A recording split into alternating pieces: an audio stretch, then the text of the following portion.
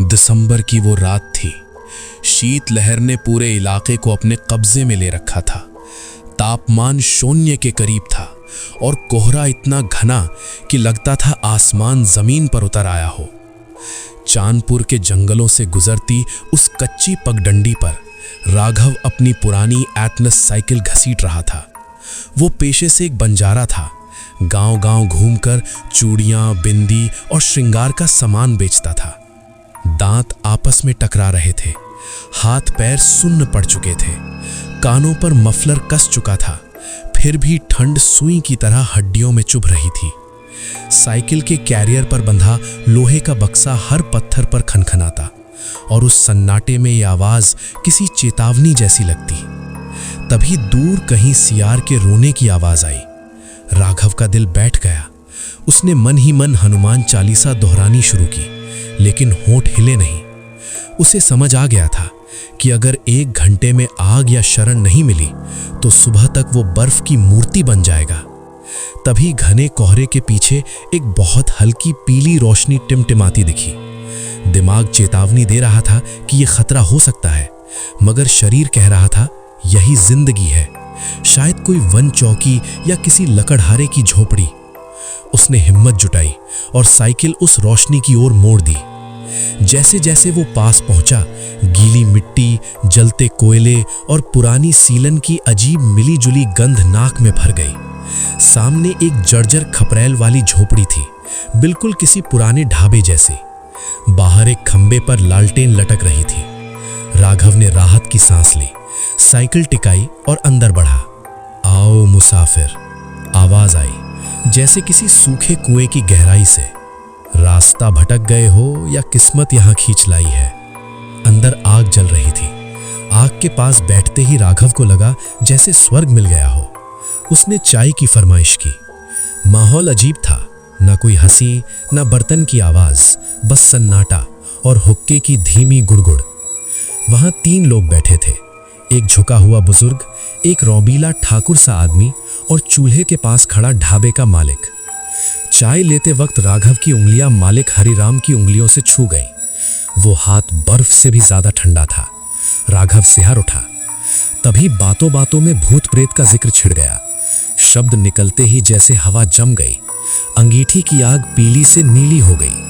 कोने में बैठी लाल साड़ी वाली लड़की का घूंघट हल्का सा हिला।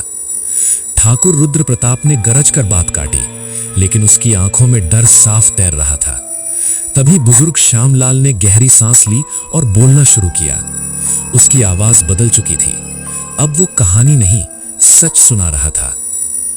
50 साल पहले इसी जंगल की जगह देवगढ़ नाम का एक खुशहाल गांव था। उसी गांव में मंदिर के पुजारी की बेटी थी गौरी, सीधी साधी, ममतामयी। उसका प्रेम किसान के बेटे मोहन से था। शादी तय हो चुकी थी, लेकिन ठाकुर रुद्र प्रताप की बुरी नजर गौरी पर थी। पुजारी के इनकार ने उसके अहंकार को जला दिया।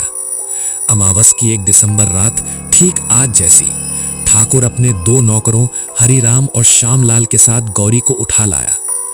कर्ज और डर ने दोनों नौकरों को कायर बना दिया। जंगल की उसी खंडहर हवेली में, जहां आज ढाबा खड़ा था, गौरी की चीखें गूंजती रहीं। जब उसने झुकने से मना किया तो ठाकुर ने उसकी लाल साड़ी के पल्लू से फंदा बना दिया।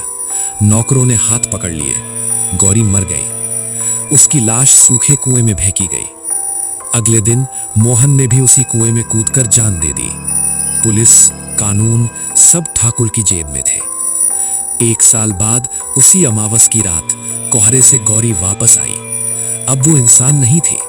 उसकी आंखें अंगारों जैसी थी। उसी रात श्यामलाल दिल का दौरा पड़ने से मरा।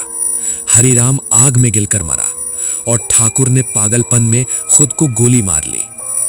कहानी खत्म होते होते ढाबे की दीवारें पारदर्शी होने लगी। तीनों अपनी मौत की हालत में सामने थे। श्यामलाल की आवाज गूंजी, हम हर साल इस रात अपने पाप जीते हैं। तभी लाल साड़ी वाली गौरी उठी और राघव के सामने आई। उसकी आवाज में दर्द था, क्रोध नहीं। उसने अपनी सूनी कलाई आगे बढ़ाई और चूड़ियां पहनाने को कहा। राघव कांप रहा था, लेकिन उस पीड़ा ने उसके डर को दबा दिया। उसने कांपते हाथों से चूड़ियां पहनाई। बाहर मुर्गे की बांग सुनाई दी। भोर होने लगा। तीनों आत्माएं घबराईं। श्यामलाल चिल्लाया, भाग जाओ मुसाफिर, सूरज निकलने से पहले यहां से निकल जाओ। ढाबा हिलने लगा। राघव ने बक्सा उठाया, साइकिल पकड़ी और बिना पीछे देखे भाग पड़ा। उसके कानों में आज भी चूड़ियों की खनखन और चीखें गूंजती हैं। और चांदपुर के जंगल में आज भी दिसंबर की अमावस को एक पीली रोशनी टिमटिमाती है, इंतजार में।